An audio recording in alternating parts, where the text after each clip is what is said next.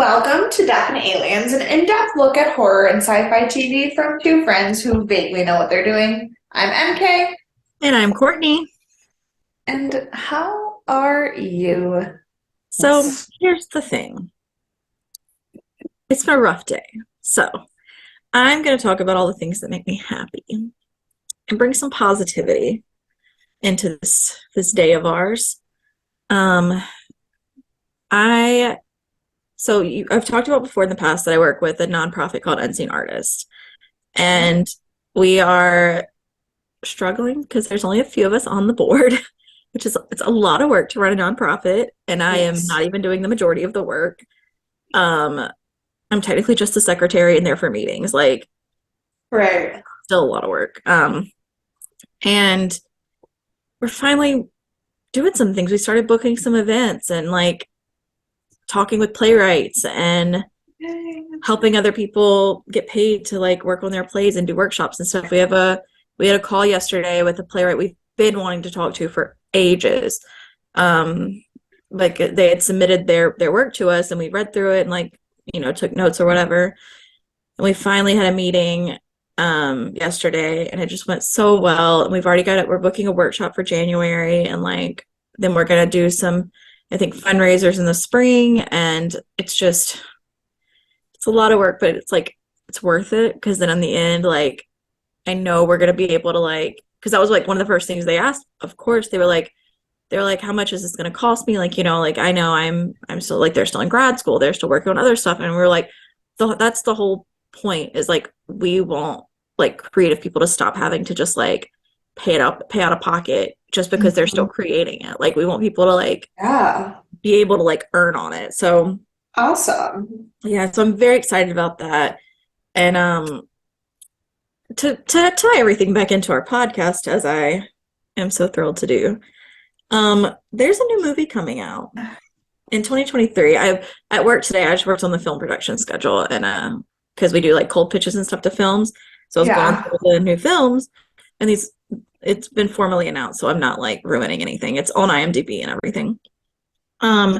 There's a new film called, oh my gosh, what's it called? Oh my gosh, Boy Something World. Regardless, you'll be able to find it if you look it up. But the two main cast members have been brought back together from a time ago, known as 2013. And not the two you're thinking, but close. The two main cast members in this movie are Bill Skarsgård and Famke Janssen. Stop. And I am so stoked to see more about it. It's like Boy Kills World, I think. It's like a really dumb title. Like it's the stupidest title I've ever heard for a movie. But it sounds like it's gonna actually be a really good movie. And it's got a really good cast, really good writers, directors, like it's stacked. Weirdly, it's not on his IMDb yet. Oh, well, it is on the World Wide Web if you Google it, because all of the information I looked up today was public information. No, I totally believe you. I was like, I have IMDb already open, so I pulled up his Bill Skarsgård, thinking it would be the easiest way to get there, and it was not. No, he just came out with his Nosferatu coming out first, so I'm sure that Nosferatu wasn't on his IMDb either. Is it out yet? No. I bet he's waiting till they're out to like put them on there. Maybe. I'm trying to find the title of the movie. I think it's called Boy Kills World. I'm telling you, it's something really like. Oh, it is Boy Kills World. You're absolutely right. It's like a wild title. Interesting. Yeah, it doesn't even have a release date or anything, but it's next year's the release date. But it's Sam Raimi, who is a producer who worked on Spider-Man. What? Spider-Man. Oh, yeah, there was something else that he worked on. Oh, he worked on the new he also did the new Doctor Strange. Yes. Sorry, And I just it's kind of more recent. Whenever I hear Sam Raimi, I just immediately go Spider-Man trilogy. Done. Yes, of course. And Roy Lee, who worked on Don't Worry, Darling. And there's other people, those were just like kind of the top two mentioned. So I think it's going to be a very interesting show. So, anyways, I just wanted to let you know because I figured you hadn't heard about it since you hadn't told me. Yeah, I had not. Yeah. And how are you though, aside from now your clear excitement over our two stars? Fair. Well, I didn't have the most eventful week, and we do have to fill 3 episodes of the podcast Mhm. today. So I'm gonna keep it simple and tell you the funniest story that I've ever told. And it gets funnier every time I tell it. And it'll be harder to do it here because I don't have the visuals, but I'm gonna do it anyway.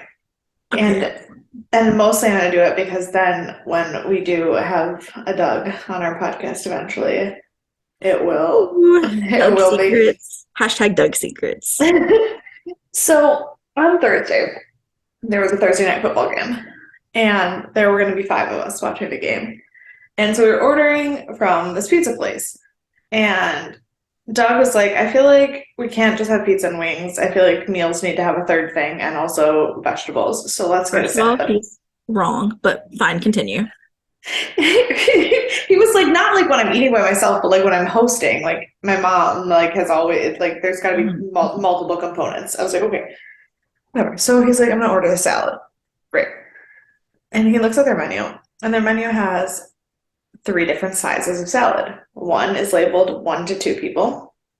Second is labeled 2 to 4 people, and the third is labeled party. And Doug goes, well, there are 5 of us. So he ordered a party size. I can always guarantee you can order less salad that is stated for your party group. Um, this party size salad quite literally was the size of a sub tray. Jesus Christ. I have pictures. I wish that I could explain to you how large, like it was bigger than a pizza box. No one needs that much salad. Do they It not was, know it's got E. coli now? Listeria? What do we have in salad? I don't Romaine? know. Got I don't some. know. It was so big that the salad dressing that came with it was a pie pan of Italian's dressing. Top. Oh my gosh. So, when Doug comes on the podcast, I want you to immediately ask him if he brought any salad because it'll be like I'm a gonna month. write that down because It'll I it'll be like 2 months from now, and he'll be like, "What the fuck?" there's nothing I love more than throwing people off with really ridiculous things that make no sense. He'll literally be like, "How do you know about this?" Look, I know about everything. Let's just start there. Right. But fine. So that was the most like it was the salad was so big, and more amusing than the salad was the fact that he walked in the apartment with the salad and just goes, mistakes have been made. And the look on Dan's face when he saw how big the salad was, his cousin Emily and I thought we were gonna die. Like we were just crying. We were laughing so hard. I was like, like you could have fed an entire like fleet of cattle with that salad. That's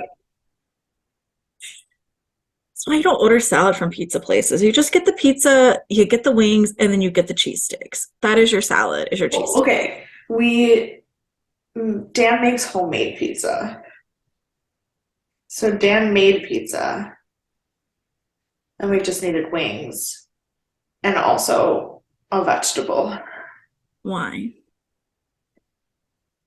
Doug is an athletic, semi-healthy kind of person. We have to have some words. Okay. I know. Don't worry, we'll talk later. Me and Doug. Okay. Not me and you, me and Doug. We'll talk later. Okay. Yeah. Yeah, so that was my week salad. Your week of salad. My week of There's a salad. song called The Salad Days Are Here that's in our catalog. And I don't remember who it's by, but it's like somebody the people have heard of. I just can't remember who it is. But I love that. so I feel like that's your new theme song. Yes, the salad days. I love it. Do you know what else I love? What is that? How alive salad makes me feel because it can only be topped by my spiritual awakening. Ugh, well, I got some news for you. I have to scroll all the way down to get to it. But because I have had a bad day, I'm under the weather in case those of you don't know. I just ate an Yes, entire little thing of pickles to hopefully feel better. So that's disgusting. They we're will not hanging. make you feel better. Pickles are awful. They always make me feel better. But you know what? I am gonna stop worrying about what other people think. I mean, have you seen other people? They're awful. That is your spirituality today because that is how I feel about Yeah, everyone. I also feel that way about everyone. Not everyone. You People, guys listening, you're not awful. You're great. All of you. Everyone. no, yes, you guys are great. Not a lot of other people are though. Not a lot of other people. Um, you know who is great? Who is that? This guy Peter that we're going to talk about in a minute. Okay. But that is relevant to I this episode. believe you. My first thought when you said that, I was like, oh, Peter Capaldi. Saw he has a new show out. And then I was like, we are not talking about the same Peter, I'm gonna We guess. are not at all. We were talking about Stargate season 2, episode 18. It is called Serpent's Song. To bring us back to the beginning of the season. Yeah. And it was rated 7.8 stars, which is fair. It's fair. I Out of context, I might would have given it a little bit higher. I Yeah. thought it was good information to have, but I get it. I So mean, it wasn't necessarily it was good information to have, but I think as a whole episode, I get why it wasn't. It was yeah, and that's fair. That's fair. it came out on the 12th of February, 1999. We have the same number one song as last week. And the same number one book as last week. But the number one movie is a movie called Payback, which I have never seen. But Okay. it stars Mel Gibson back, when Mel Gibson was a big action hero Like for in the that. height of Mel Gibson. Yeah. And it's based on a book called The Hunter, which is the same book that the movie Point Blank from 1967 was based on. So it's the same story as Point Blank, but a little I updated. have heard of Point Blank. I've not seen it. Yes. I don't know if Yes. I've heard of the Payback, but I mean, it's just I feel like I've heard of every Mel Gibson movie, whether I've seen it or not. Right. But also like it's a Mel Gibson action like blockbuster from the 90s, which means I have no desire to see it even No, it's not like yet. on my list or anything. No. On this day, big day, You sounded very intense about that. because it was a very intense day. On, Good. I thi- love on it. this day, Bill Clinton was officially acquitted in his impeachment trial. Clinton. I heard Bill Hutton, and I didn't know who that was. And so I was really trying to keep your energy without knowing what was happening. But then I realized you said Clinton. Yes, Bill So now he Clinton. can answer his red phone again when Don Yes, S. Davis calls him. correct. Bill Clinton is officially not impeached from the presidency because having extramarital affairs under your desk is not technically a breach of office. It's just not a good thing. Right. It doesn't make you Although, a good to be person, but fair, I don't actually like I feel dumb because I feel like I should know this, but I actually have no idea what Bill Clinton's impeachment trial was about. Like I know the Monica Lewinsky scandal was happening around the same time, but I don't actually know that they're connected because I don't know that. it's what started. I think it was like extramarital affairs are considered like illegal if you have a, what's it called? Like bigamy and stuff, like is a law. And so like they might be like, you're not holding up the justice of the law. We have to put you like on the stand for that, which like I guess roundabout makes sense. And to be fair, I don't think extramarital affairs are good or anything. Right. No, But I also don't I'm think totally not for it. I just don't know how it means that you're breaching the office of the presidency.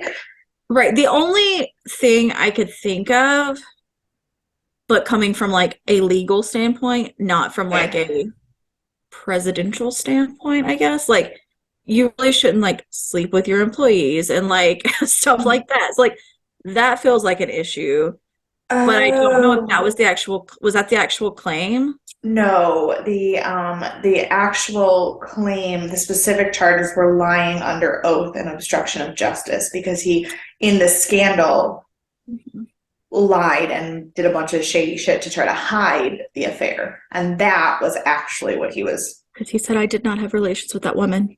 correct. Yeah. I figured obstruction of justice is what I was thinking of. I was like, I Right. don't think that's like a I roundabout way they looped it in. yeah, I was like, I know that the what started it was the affair coming to Right. light, but I also know that like having your dick sucked is not illegal. So I couldn't, but it's the whole lying about it under oath that is the issue. Yeah. Um, but apparently that lie was not big enough to get him fired, and he was acquitted of impeachment. I was like, in all fairness, they're different things. Like, all politicians do bad things. Yeah. And this is a bad moral thing. And in my opinion, it's a bad moral thing, not a bad legal thing. Right. And They're like, different. and I totally get that, like, there are kind of moral, like, and ethical standards that you should, like, be holding your leaders to. But at the same Well, of time, course. but at the same time, presenting a moral worldview onto another person is kind of like not the thing. Right. And also, I don't know my feelings on Bill Clinton. I have no strong feelings. I know I feel like I'm like I sound like I'm defending him to the death, I feel like, but I'm not. I just know the law. He was a really good saxophone player, Ah, that I can, yes, that I can agree with. but he may or may not have raped a lot of women, and that makes me have really not Not strong great. feelings, like not great feelings about him. Yeah. But like weirdly, my strong feelings about Bill Clinton have absolutely nothing to do with his politics. I just don't really like rapists. No, absolutely. I agree. But Uh, like, and like, if you're considered a rapist, like if it's not consent, that's another conversation to be having if they need to be in the office or not. But right. that's not what the I argument was, which is another oh issue. But yes, right, because the Monica Lewinsky was an issue of leverage and coercion and like whether or not he used his position of power to woo her, which is a whole other question. But like some of the other accusations against him are very much not that. They're just straight up rape. yeah, yeah. So, but this is all nothing we know. We don't know the final answer to any of this. Nope. Please Just do not. and Please. and also I was 8 when this happened. So I'm clearly speaking from a place of knowing everything. Right. Yes. Yes. As we always do. Right.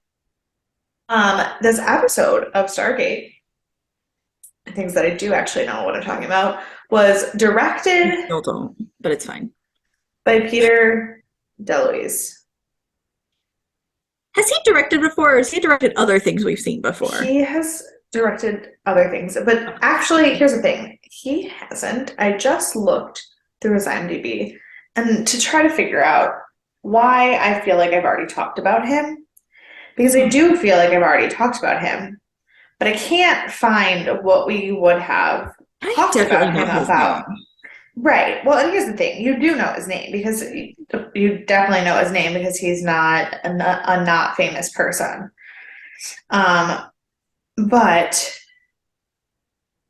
he has as far as I can tell, not done any of the things that we have talked about on this show.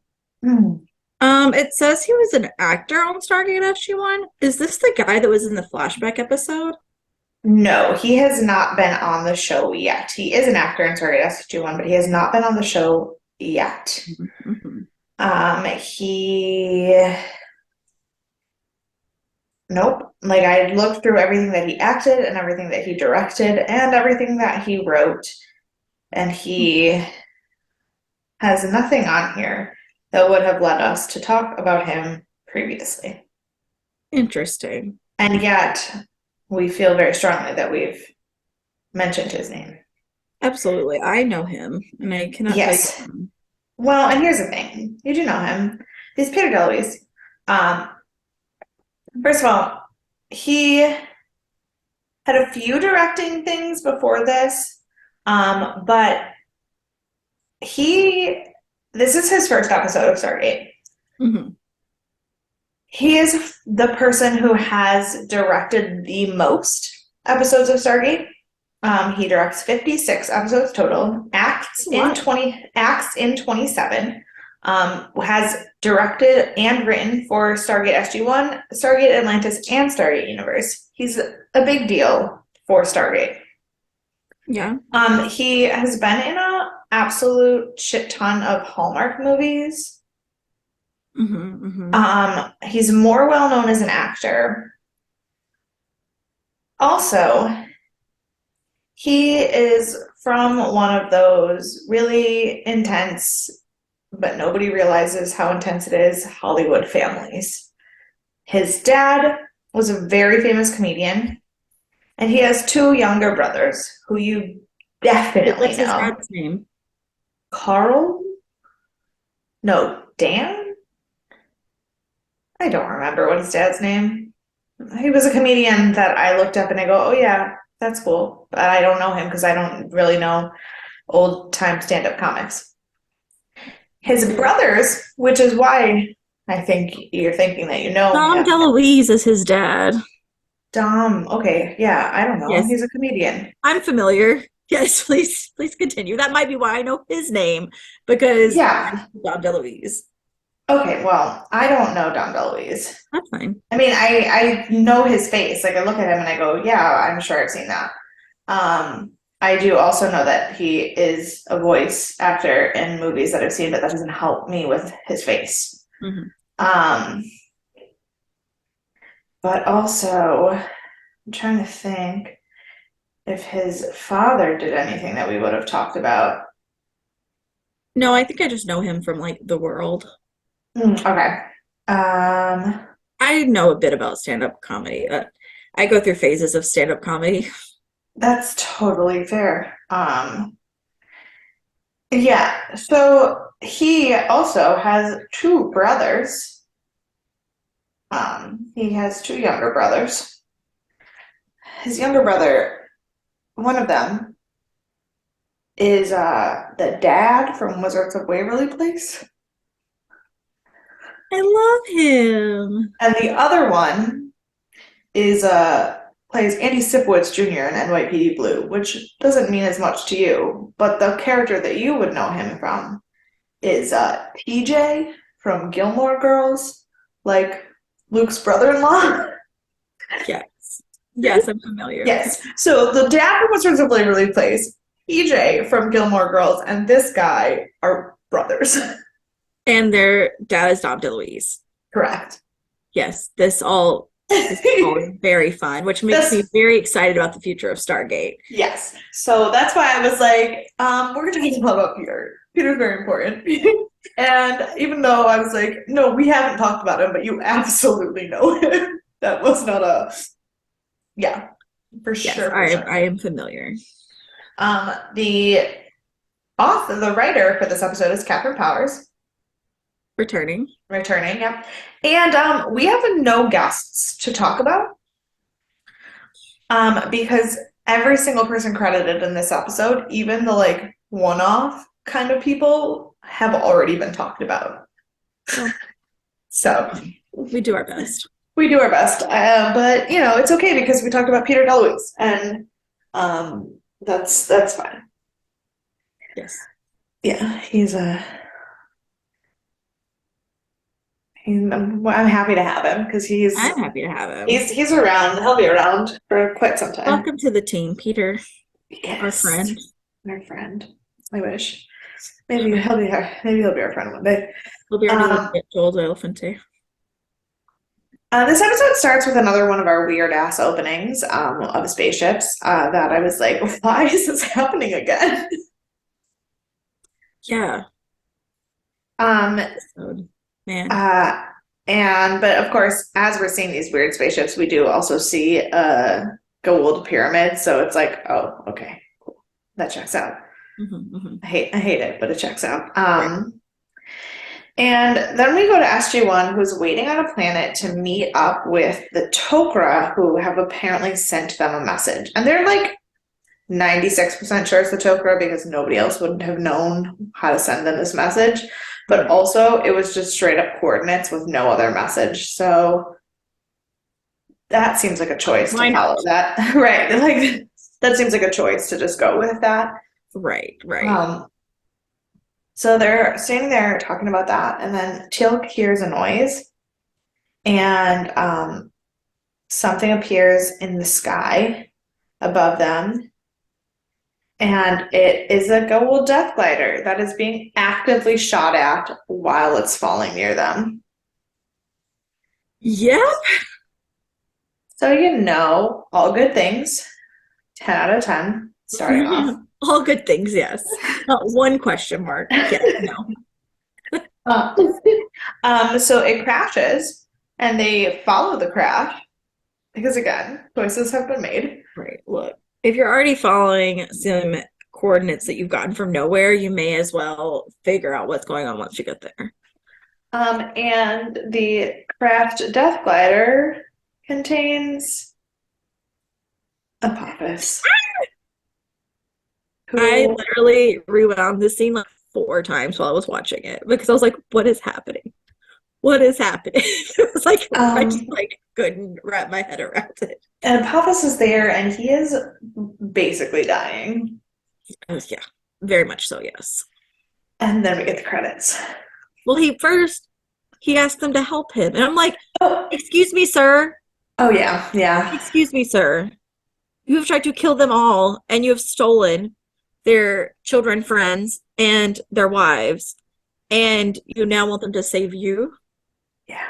I'm surprised they didn't just shoot you on sight. Well, we get back from the credits. Turns out Teal'c is trying to shoot him on sight. Yes, me and Tilk, we're on the same page. Which And Sam is like, don't do it. He's worth more to us alive than he is dead. Which, yes, but also absolutely not. right, like all the gold are connected. Like you don't have to. You could like kill him and take another one. Right. So then while Sam is stupidly saving Apophis, he just points up in the sky and about a gazillion death gliders are coming in. So they pick up Apophis and just bring him back to SGC. Wild. It is wild that like who would have thought from the first time I saw Apophis to now that part of the plot was us capturing a dying Apophis. Like I guess logically I should have like expected them to capture Apophis, but like this was not where I Yeah. was going in my head at all with it with Stargate. So they get to SGC and Apophis immediately starts demanding sanctuary. Right. Well, I mean, Which that's like surprising. of course he does. Of course he does. And Hammond is like, you're not really in a position to demand anything right now. Um, so they lock him up. But Janet, because she takes her vow to like do no harm and really fucking seriously, is like, I'm not gonna put him in prison until I've done surgery on him. Right. Because unlike whoever our critic was of Janet last time, she is a good actress and she does her job well. Yeah, and she's a good doctor, Mhm. unfortunately. I will say that this does lead to my theory that we were going to change Egyptian gods every so often to who was going to be the one we were fighting against. If you recall from the very beginning, Yeah, that's true. You um, did. that was my first thought whenever they said Apophis was dying. So my theory still Yeah, stands. It has not yeah. been debunked yet. No, it has not. So the surgery is successful, but the symbiote itself is actually too badly injured, and because of torture, which we know for sure happened because they're talking about it, and then Sam gets a flashback to the kind of torture that like Jolinar was getting, and so they know what happened to Apophis. And yeah, it is dying. Which leaves us like, there's so many possibilities that's going to happen with Sam. I just, I am full of questions. So then we go to the team meeting and they're all discussing why Apophis would like let them take him. And they have this whole conversation about like the system lords decide like serving other gods who were stronger than them and like him coming to them because they're responsible for his downfall, so it's the only place he's allowed to be weak. And Sam's like, or maybe he's just like playing us because he said that like our compassion would be our weakness, and they can't fucking figure out why this dude let this happen. Yeah. And is this why they were talking about the Ashrock? Yes. So, which thing was the Ashrock again? The Ashrak was the were the people who were the Goa'uld like special forces team that was searching for Jolinar. Got it. Yeah. Yes. Um, so Jack is like, fuck this noise. Let's just ship him back to space. We don't need him, we don't want him. And Literally. Hammond, yeah. And Hammond is like, he's a POW, he has rights. They're like, what rights? Right. And he's like, also he has information. And I'm like, okay, you should have said that first because nobody believed you thought he had rights. Yes, no. The information makes way more sense. So Jack is like up in the gallery at the infirmary watching for him to wait up, and he's like super fucking angry, and he's like, I wish that I would have just killed him. This is some straight bullshit. Yeah. No, yeah. And then when he does wake up, he asks the doctor specifically to talk to Jack. Mm-hmm. So Jack goes down there, and then here's the thing. Like, I know not a team Apophis. Don't care for Apophis. That's not what I'm saying. But Jack's kind of being a salty dick right now. Look, I was here for it though. Like, how dare he think he's getting anything? Like, he's like, I need a host, and he's just like, no. He's like, what about no? I was like, Yeah. Yeah, Apophis is like, if you give me a new host, I will give you all of the knowledge to go on. And Jack's like, or you could just go to hell. yeah. Okay. I mean, look, it's much nicer than I expected Jack to be, first of all. That's fair because then also he gives them information anyway. Right. And he says that Sokar is the Goa'uld who is after him, and that because he came to Earth, or that he came to Earth and let them capture him specifically so that when Sokar follows him, he will also take out all of the Tauri, all of Earth, in order, that's his revenge for them killing him. Which makes sense. Yeah. Is Sokar like an Egyptian god of sorts, or okay? Yeah. Well, Daniel kind of explains it, but does not do a great job in the next scene of explaining it. But Sokar is basically like the Egyptian version of like a Titan, kind of like he's he's the god of death and he rules hell basically, but he is not the god of death that is like popular in Egyptian mythology because he was defeated by an alliance of like younger gods.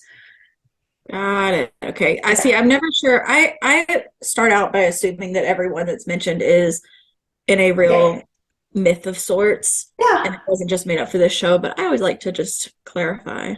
Yeah, so Sokar was defeated by an alliance of Goa'uld system lords, including Ra and Apophis, who, fun fact, we have already killed both of. So, which means Sokar's got a little bit more space to move now. Yeah. Um, and now that they're gone, he's getting stronger. And Sokar is so old in terms of mythology on Earth that they're not actually 100% sure if Sokar has a human host or if Because he hasn't. they If he said he was hasn't. like the first Goa'uld, right? Well, they said that yeah, he was like one of the probably original Goa'ulds or on Earth, and he was old enough that he lived in a time they describe the Egyptian myth that they describe talks about him living in like a cave of serpents or like his serpents Mhm. roaming the earth, and they figure out that that probably means that his servants were actually Unas, not human. So they don't know what kind of host body he's in because we remember we saw the Unas in Thor's hammer, which was the James Earl Jones creature, Right, right. and that was like the oldest go old ever thing. But Yeah, so if Sokar is the oldest of the system lords, he could have that kind of host body, or he could have human. They don't actually know what they're getting into. right. Um, so then, as they're discussing and having Egyptian mythology lesson time with Dr. Daniel, um, they the gate opens and all of the there are no units off world, so they close the iris and lock it out. And then Sam and Lieutenant Simmons call for a radiation analysis to like test to determine what tried to come through the Mhm. gate. They also decide that Daniel is going to have a shot at the interrogation since he is the resident SOCAR expert. Okay, listen. I know everyone not watching did not see MK's face when she said that. Daniel, because I was talking to my mom about this. Daniel's character is the least consistently written character in the show. Yes, yes, yes, yes. And he is sometimes an expert and sometimes he's not. He's technically a linguist who kind of does archaeology, but then they treat him like an anthropologist. And like technically those are not three of the same jobs, like at all. And he never acts like, despite the fact that he is an expert, he never like takes credit for being an expert unless all of a sudden the show needs him to be an asshole for some reason. He is just a tool that they use when they need a doctor or like not like a medical doctor, but like a doctor of sorts of something. Yeah, but like they also like they make him like really meek and think that he's not Yeah. like intelligent until he needs to be cocky, and then he's like, I'm an expert. And it's like that doesn't even like his character is so badly written. Yes, that is very fair. Because I when don't he feel like it's Michael Shank's issue because I think he does no, really well at trying to like tie it together as the actor. yeah, I think The part Michael Shanks itself is like a mess. yeah. I think Michael Shanks is the reason Daniel's a successful character, but I think that like nitpicky wise, and I don't think that it necessarily like is the end of the world, especially like as the show goes on and they're more character driven and less like mission driven. Hmm. I don't think it ends up like ruining the character for me in any way, but it is occasionally really, really infuriating. In this moment, when he was like, well, I'm the expert, you know, he's not going there for a good reason. Like, he's Right. not volunteering himself as the only expert selflessly. Like, that's just not a thing that, not that Daniel would, I think Daniel might do it. That's not Right. a thing that the writers would let Daniel do. Exactly. Yes, I agree. I agree. So Daniel goes to Apophis and he's like, come here, Dr. Daniel Jackson. And he's like, how do you know who I am? I was like, he's like, because we share something. I just put Charade. Um, So then he's trying to explain that he like did actually love Amunet, and that Daniel just doesn't understand because he doesn't understand the Goa'uld. And I think in a way that's true because like you see how Lantash and Jolinar felt about each other. Right. The problem is though that like when it comes to like the Tok'ra, they give choices. When it comes to like Apophis, Mm. Wait, no, no, no. Of course, no. Like it doesn't it doesn't negate anything that Daniel feels or any of the things that he says or the anger that he has. it just proves the But feelings that the gold can I have. just don't think that Mhm. Apophis the snake genuinely loved Amunat the Mhm. snake, and Mhm. Share was unfortunately just like a vessel for that. Literally just a host. Like, Yeah. But so he was, of course, but like if you have two beings sharing the same brain space and one of them is the love of one brain's life and the other is the love of the other brain's life, they share something that neither of them can understand. yeah, that makes And sense. I don't like Apophis. I don't think he was definitely doing saying these things to hurt Daniel, but Yes. also I don't think they were lies. Yeah, no, I believe that too. So then Daniel, because Daniel's hubris is so fucking problematic. Like if this was a great tragedy, Daniel would Oedipus the fuck out of himself. Like he is just a problem. He's like, well, since you took my wife, I took your son. Ha ha ha. I know where he is. You can He's never have him. ruthless. Like My God. unnecessary. Yes.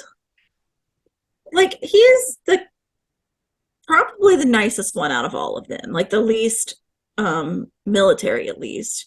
Yeah. And he definitely here was not. But here's why I don't think that that makes him the nicest. I think that for the other three, when someone has to get hurt, it's very they still have feelings, but they're very much military. They make logical decisions. They understand sacrifice. They make sacrifices where necessary. They hurt when they have to. Mhm. They internalize the pain and then they move on because they're trained. Right. Daniel has none of that. He is very much jumping 1,000% into things based entirely on how he feels, which we've Mhm. already criticized in his 450 like trysts with women, despite the fact that he's supposedly married and in love. Right. Um, so when Daniel tries to hurt someone or like interfere with someone's emotions, he's doing it spitefully. Like Right. That's why there's no tactic, there's no logic. It's spite. that's why like you were like earlier, you're like, Jack was a little harsh. And I was like, no, Jack's probably how I would have reacted if I was in his shoes. Daniel was a little harsh. Like Daniel was he went yes. too far. No. I mean, I just don't Jack is being cranky because Jack's his answer why he thinks what he's thinking, what he's trying to do is right, but he's just cold about it in a way that doesn't feel necessary. I'm sure it's not, but I can't say I wouldn't do the same thing. Right. So That's why, but that does not mean you're wrong. I think Daniel, I don't right. know what the fuck he's doing right No, now. Daniel's was like out of place, unnecessary too. Like Jax is like that's unnecessary to an extent, but it's also like, but I get it. Like he's, cranky Yeah. or whatever. So then he not only just keeps rubbing this child in his face, he then is just like, also, if you don't tell me where my wife is, I'm going to kill you. Yeah.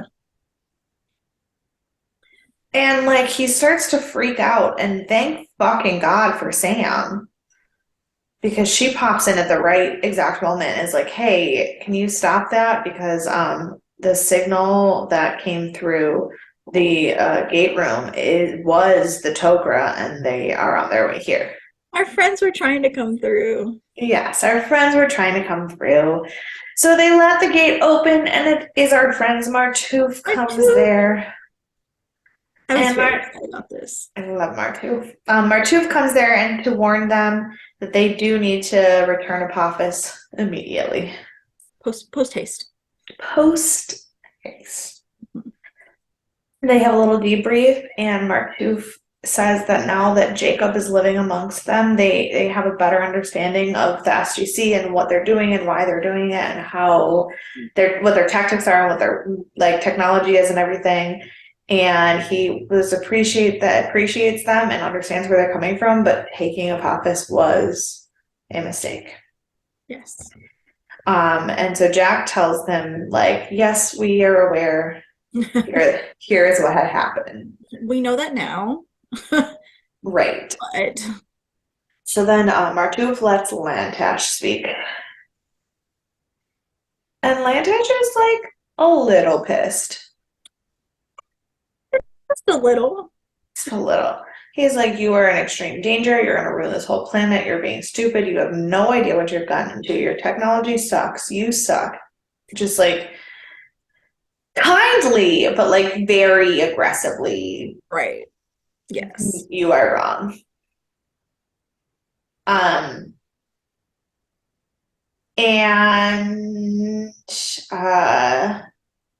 Martooth is like, sorry, he just gets a little passionate sometimes.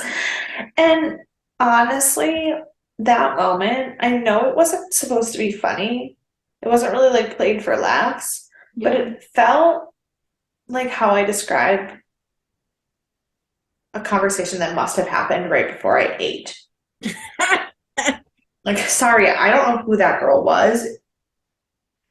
Ooh, thank you for the chocolate. I'm a better person now. That feels like me whenever things go insane at the bar and I start snapping at people, and then I come back at the end and I'm like, I'm so sorry. That's not who I am. I don't Even though you're know. being stupid, let me show you how to do this correctly for the 7,000th time. And be nice to you. Yeah. So then we go back to the infirmary where Apophis is dying. And as he's dying, he's like calling out for Amunat and like screaming for her, and it's like genuinely tragic. Yeah. And I then was so conflicted because I was like, I really feel bad for him and I really hate him at the same time. Like I don't yeah. like I want him. This is what I wanted to happen. Mm-hmm. But it's still kind of sad. Yeah. But then it gets even sadder because the symbiote is so weak that it like basically passes out, and the host is actually able to talk. And this poor man starts speaking ancient Egyptian because Apophis has been living in this single human being and like sarcophagizing itself back to youth since ancient Egypt. Yeah. Yeah. And this man has no fuck idea where he is. Yeah, this poor host. Like, could you imagine? Could you imagine coming from like ancient Egypt, which was like pretty like technologically advanced for its time compared to the other countries around it? But like even then, coming to now when you're like on a machine and there's lights everywhere, like you have no idea what's going on. Correct. It is. I would have thought else. I had been abducted by aliens. Yeah, I don't know what I would have done, to be very fair. I would have definitely with something. This man also didn't really know what to do though. Then the gate starts to activate again. And everybody's starting to get real confused because none of the people, SGC is gone. The Toker are there now. Who else could it be? And Martooth is like, well, they saw you bring up Apophis here, so it's probably Sokar. So it's like they were talking about like if we dial out fast enough, they can't dial in. Is it like you can't have it's like a single line call Yes. type thing? So like if we're calling, then the line's busy. Yes. We're not quite there yet. Okay. So the gate just starts to activate at first, and they close the iris, and they realize that Sokar must have found them. And so the iris is closed, and they think that they're all set, and then something starts to like reintegrate and move on the iris.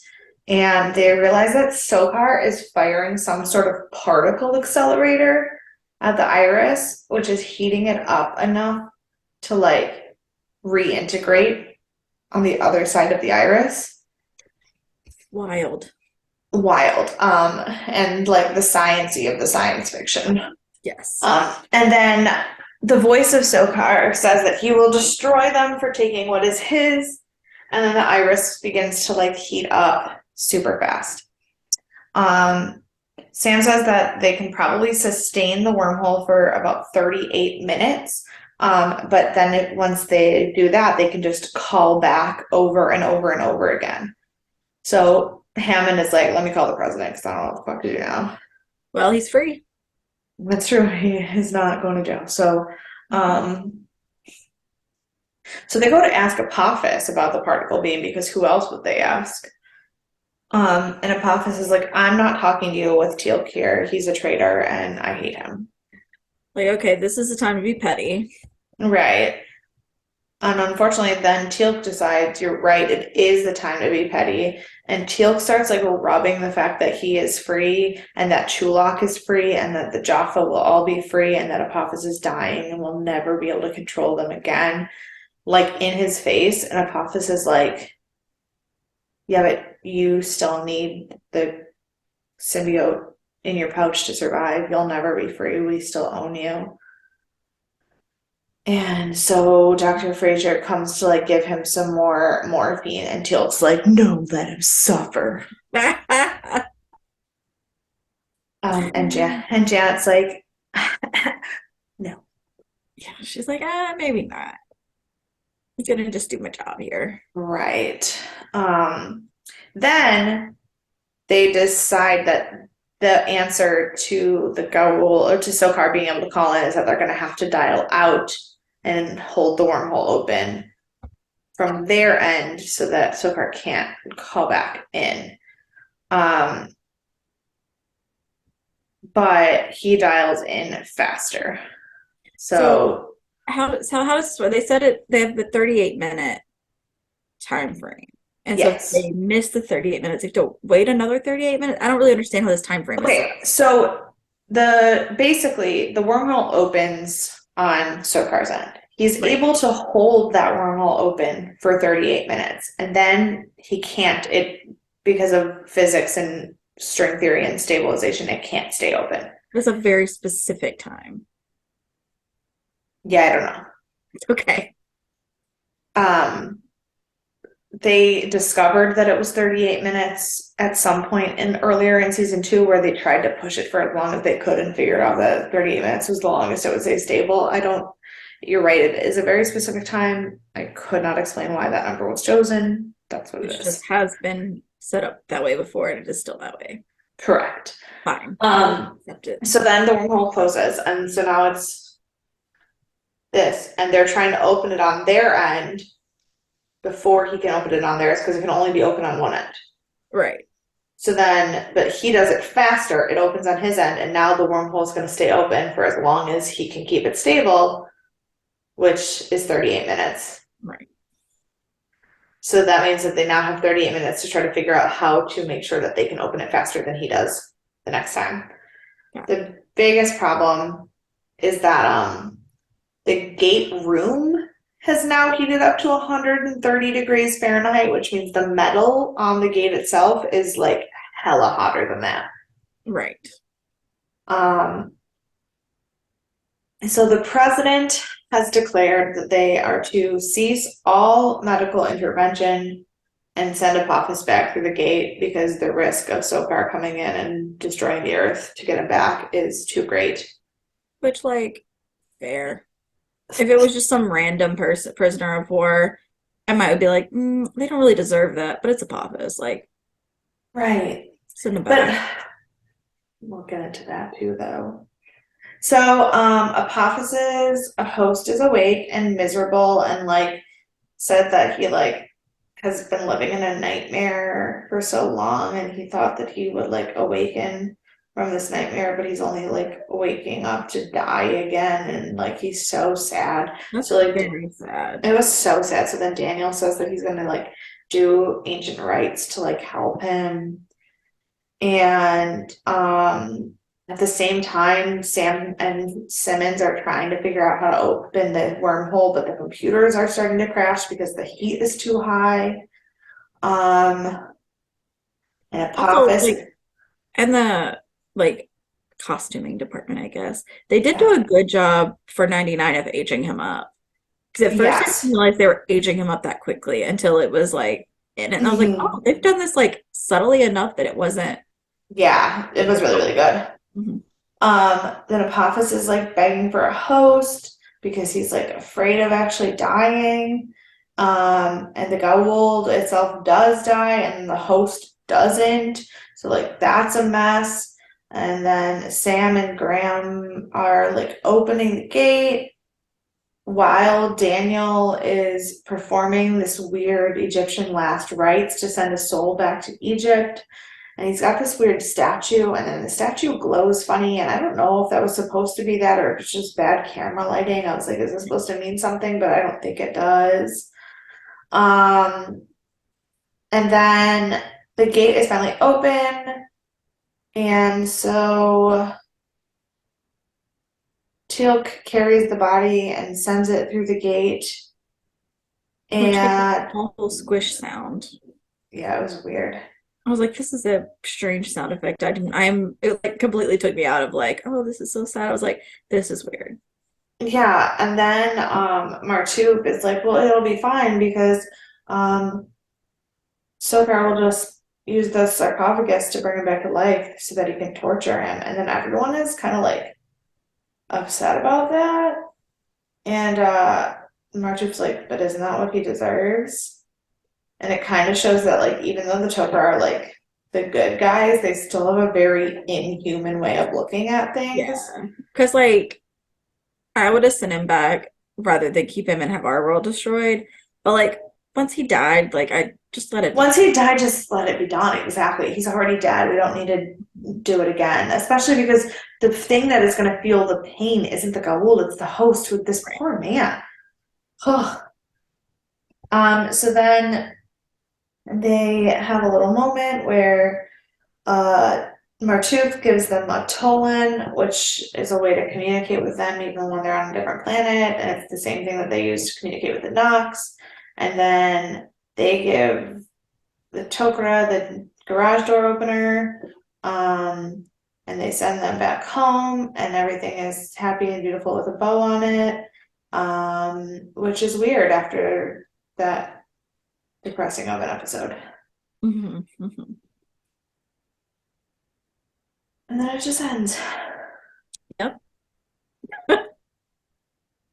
sure did. I was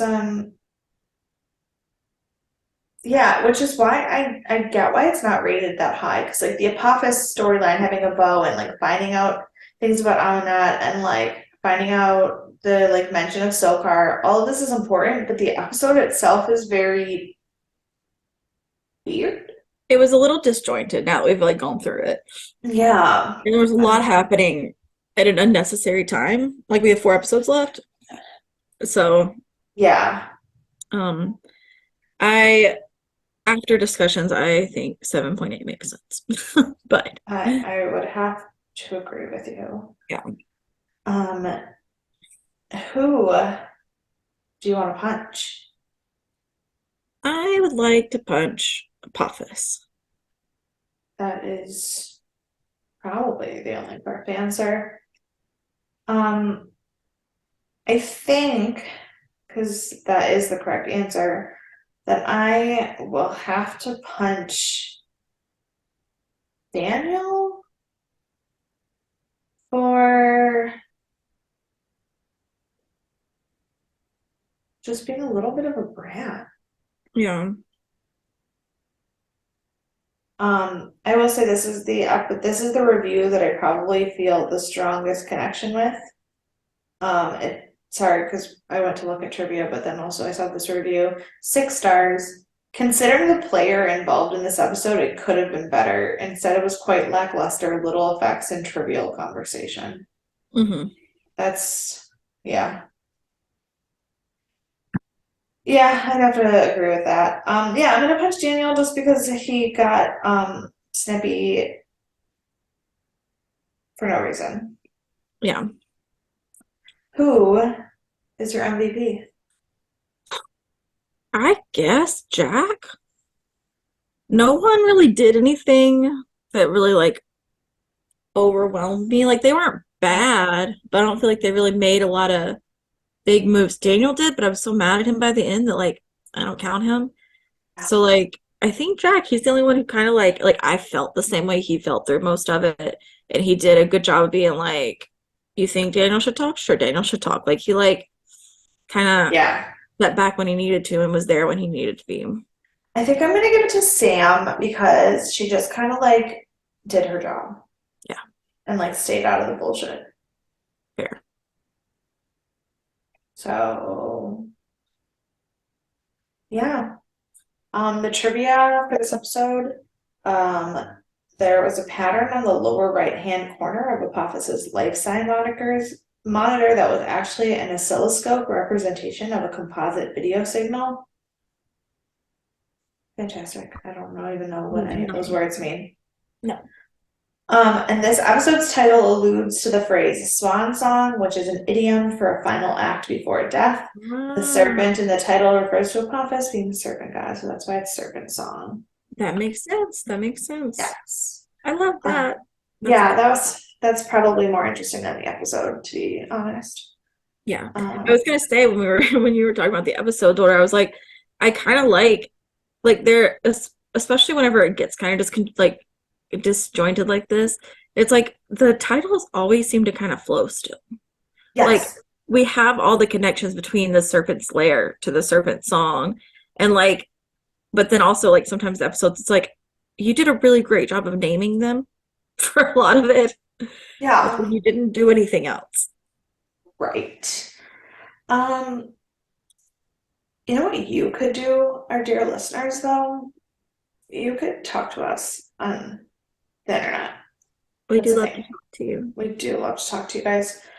So you can email us at deathandaliens@gmail.com. You can follow us on all of the social media at deathandaliens. If someone sends us a message on any of our social media platforms asking about the salad, I will post pictures. But I will not post pictures unless someone asks. Okay, good. That is that is the deal because I just want you guys to talk to us. So I am I love dangling the sub-sized salad over people's heads. it. Yeah, massive carrot. Yes. Although there were no carrots in the salad. What did it? Was it just lettuce? No, it was an antipasta salad, so there was like olives Okay. and like salami and tomatoes. Well, I guess like I would be okay with that as a sub salad better than like a regular salad. Um, so you can follow us on all of the social medias at Death and Aliens. You can follow me on any of the social media at EMKAY_superstar. And you can follow me at CECloud13. And we will see you guys on Thursday for a lovely episode of Thriller Thursday. Yay! See Bye.